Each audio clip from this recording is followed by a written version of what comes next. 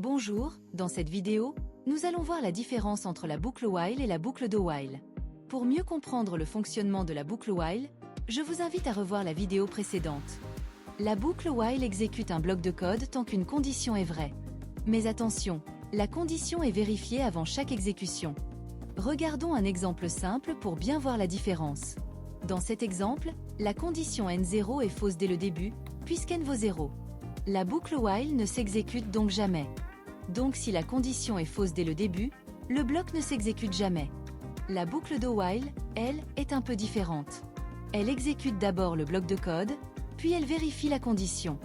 Même si la condition est fausse dès le départ, le bloc s'exécute au moins une fois. Maintenant que vous avez compris la différence entre while et do while, passons à un petit exercice pratique pour mettre ça en application. On commence par la version avec la boucle while. Voici le code. Ici, on vérifie la condition avant d'entrer dans la boucle. Si l'utilisateur tape un bon nombre du premier coup, la boucle ne s'exécute même pas. Et maintenant, la même logique mais avec une boucle do while.